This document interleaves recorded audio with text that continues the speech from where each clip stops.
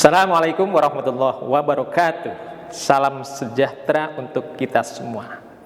Puji dan syukur marilah kita panjatkan kehadirat Allah Subhanahu wa taala, yang mana pada kesempatan yang baik ini kita dapat hadir dalam rangka menjalankan tugas dan kewajiban kita.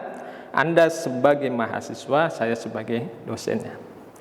Mudah-mudahan segala aktivitas kita, langkah-langkah kita mendapatkan berkah dan ridho dari Allah Subhanahu wa ta'ala. Para mahasiswa, yang saya sampaikan bahwa mata kuliah yang akan saya sampaikan pada hari ini adalah tentang manajemen sumber daya manusia. Sebelum saya menjelaskan terkait tentang manajemen sumber daya manusia, alangkah baiknya saya akan memperkenalkan diri. Perkenalkanlah diri saya. Nama saya Dr. Mukrodi, SOSI MM. Saya pengampuh mata kuliah Manajemen Sumber Daya Manusia. Baik, pada kesempatan yang baik ini, saya akan membahas terkait dengan ruang lingkup manajemen sumber daya manusia, atau disingkatnya dengan MSDM, Manajemen Sumber Daya Manusia.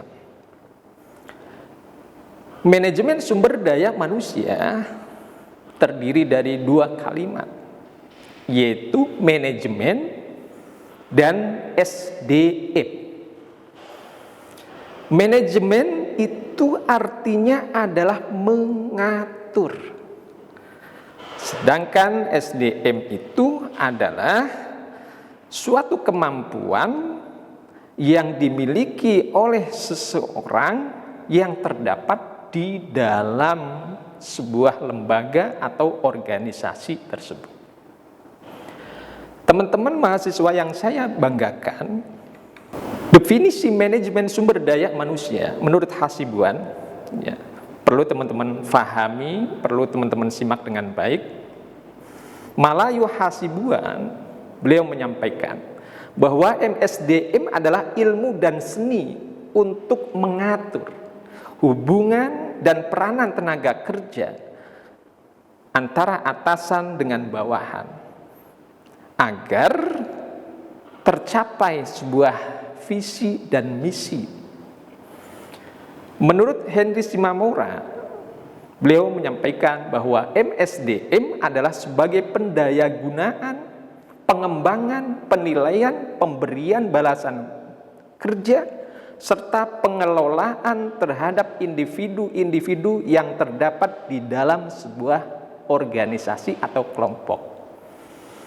Dengan kata lain, dapat saya simpulkan bahwa manajemen sumber daya manusia adalah suatu proses yang dilakukan untuk mencapai suatu visi dan misi yang sudah ditetapkan di dalam sebuah organisasi atau perusahaan atau lembaga. Baik teman-teman mahasiswa yang saya banggakan, bahwa sesungguhnya ruang lingkup manajemen sumber daya manusia itu amat sangat luas. Ya, amat sangat luas. Oleh karena itu, saya ingin membagi fungsi manajemen. Fungsi manajemen ada dua fungsi. Yang pertama adalah fungsi manajerial, dan yang kedua adalah fungsi operasional. Apa itu fungsi manajerial? Nah, teman-teman mahasiswa harus bisa memahami, ya, bahwa fungsi manajerial itu adalah fungsi yang harus dilakukan oleh seorang pimpinan, fungsi yang harus dilakukan oleh seorang manajer, ya, sebelum melakukan fungsi operasional. Ya. Apa yang termasuk fungsi manajerial? Yang pertama yang termasuk fungsi manajerial itu adalah perencanaan. Perencanaan. Artinya apa? Bahwa seorang manajer, seorang pimpinan, dia harus bisa membuat sebuah perencanaan. Itu yang pertama. Ya. Ini harus dilakukan oleh seorang manajer, harus dilakukan oleh seorang pimpinan. Dan yang kedua, yang termasuk fungsi manajerial adalah pengorganisasian. Pengorganisasian berbeda dengan organisasi. Jadi makna dari pengorganisasian di sini adalah bagaimana seorang pemimpin, seorang manajer harus bisa membagi tugas dan tanggung jawab kepada bawahannya. Itulah yang dimaksud dengan pengorganisasian. Dan fungsi manajerial yang ketiga adalah pelaksanaan. Bahwa seorang pimpinan, seorang manajer, dia harus mampu melaksanakan tugas dan tanggung jawab yang sudah diberikan. Ya, harus bisa melaksanakannya. Dan yang keempat adalah fungsi pengevaluasian atau evaluasi. Artinya bahwa seorang manajer, seorang pimpinan harus bisa mengevaluasi dengan baik. Ya. Baik, teman-teman mahasiswa yang saya banggakan, nah itulah yang disebut dengan fungsi manajerial. Jadi saya ulang bahwa fungsi manajerial itu adalah fungsi yang harus dilakukan oleh seorang pimpinan, seorang manajer sebelum melakukan fungsi operasional. Ya, oleh karena itu, fungsi manajerial itu sifatnya adalah konseptual. Ya, dengan demikian bahwa seorang pimpinan, seorang manajer harus mampu mengkonsep, harus memiliki kemampuan untuk mengkonsep. Yang kedua adalah fungsi operasional. Fungsi operasional itu adalah fungsi yang harus dilakukan oleh seorang manajer ketika fungsi manajerialnya sudah dapat dilakukan dengan baik. Ya. Pada intinya bahwa fungsi operasional ini yang melakukan adalah seorang manajer, seorang pimpinan. Ya. Kenapa? Karena tanpa adanya instruksi dari pimpinan, dari manajer, maka fungsi operasional tidak akan bisa berjalan. Begitupun manakala fungsi manajerial itu sendiri belum dilaksanakan dengan baik, maka kita tidak bisa melaksanakan fungsi operasional dengan baik. Salah satu fungsi operasional manajemen sumber daya manusia yang pertama adalah perekrutan, yang kedua seleksi, penempatan kerja, orientasi, pemberian kompensasi, pemeliharaan, pelatihan, dan seterusnya sampai kepada pemutusan hubungan kerja atau dengan kata lain PHK. Inilah yang disebut dengan fungsi operasional. Oleh karena itu, teman-teman mahasiswa hendaknya nanti memahami satu persatu mana yang termasuk fungsi manajerial, mana yang termasuk fungsi operasional. Begitupun yang termasuk fungsi operasional, teman-teman mahasiswa harus memahami bahwa di sana ada perekrutan, bagaimana cara merekrutnya, di sana ada seleksi, bagaimana cara menseleksinya, di sana ada penempatan, bagaimana cara menempatkannya, dan seterusnya. Tentu semua ini harus dilakukan oleh seorang pimpinan atau manajer. Baik teman-teman mahasiswa yang saya banggakan, kemudian saya akan menyampaikan terkait dengan tujuan manajemen sumber daya manusia. Bahwa tujuan manajemen sumber daya manusia ada 4. Salah satunya adalah tujuan sosial. Teman-teman, ketika teman-teman ingin membangun sebuah lembaga, ingin membangun sebuah organisasi, ingin membangun sebuah perusahaan, tentu teman-teman harus berpikir terkait dengan kemanfaatan. Terkait dengan kemanfaatan organisasi, kemanfaatan lembaga, perusahaan, dan seterusnya untuk kepentingan sosial. Maka di sana ada tujuan sosial. Apa tujuan sosial berdirinya sebuah organisasi, berdirinya sebuah lembaga, dan seterusnya. Lalu yang kedua adalah tujuan organisasional. Tujuan organisasional itu adalah tujuan yang ingin dicapai oleh sebuah organisasi atau lembaga atau perusahaan tersebut. Apa yang ingin dituju ya oleh para pendiri-pendiri tersebut. Dan yang ketiga adalah tujuan fungsional. Tujuan yang dimana bahwa dengan adanya tujuan fungsional ini, segala aktivitas-aktivitas yang ada di dalam organisasi, perusahaan atau lembaga dapat terintegrasi dengan baik sehingga visi dan misi sebuah tujuan akan tercapai dengan baik.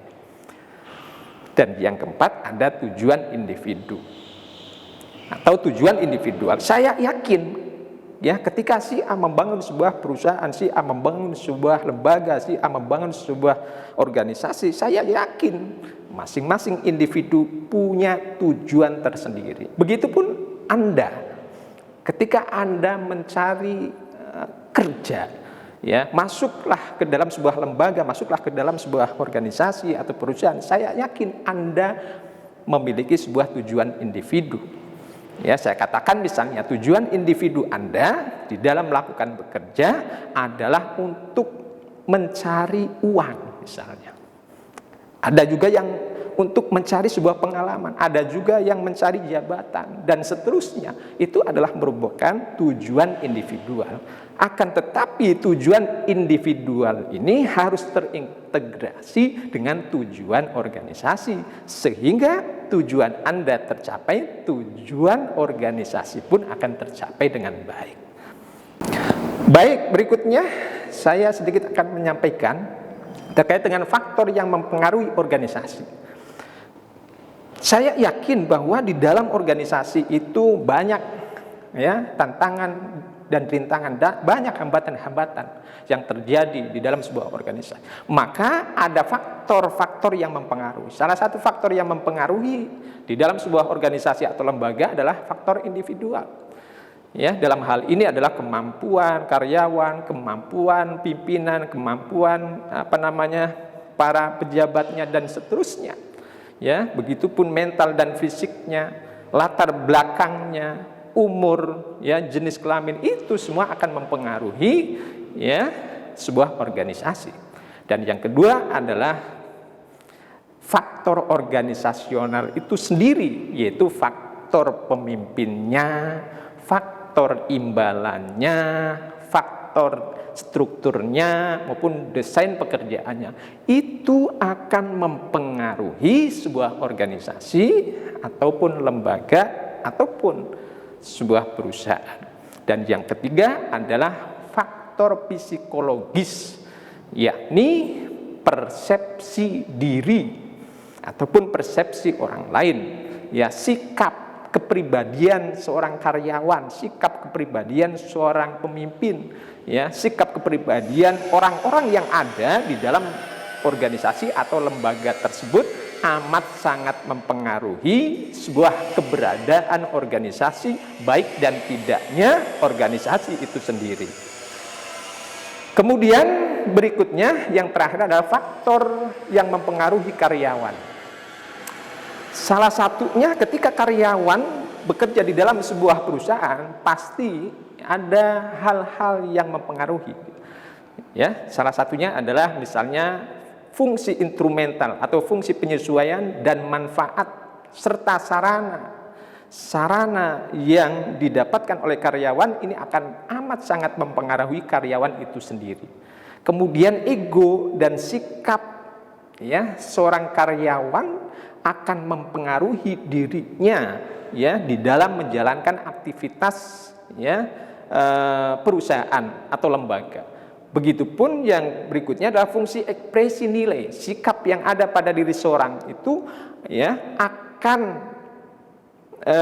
mempengaruhi dirinya di dalam melakukan aktivitas aktivitas organisasi, aktivitas perusahaan dan lain sebagainya. Dan yang terakhir adalah fungsi pengetahuan. Fungsi pengetahuan ini amat sangat mendorong, mendukung, mempengaruhi aktivitas seseorang di dalam menjalankan aktivitas-aktivitas di dalam sebuah organisasi, lembaga, ataupun perusahaan. Oleh karena itu, tentunya lingkungan amat sangat mempengaruhi diri karyawan maupun diri seorang pimpinan. Baik, teman-teman mahasiswa yang saya banggakan, ya, demikianlah apa yang saya sampaikan. Mudah-mudahan apa yang saya sampaikan ini bermanfaat untuk diri Anda, untuk diri saya, dan mudah-mudahan bermanfaat untuk orang lain. Ya, pesan dari saya, ya, tetap semangat, tetap belajar dan belajar. Ambil yang terbaik, ya, ambil yang bermanfaat, ambil yang berguna bagi diri Anda. Terima kasih. Assalamualaikum warahmatullahi wabarakatuh.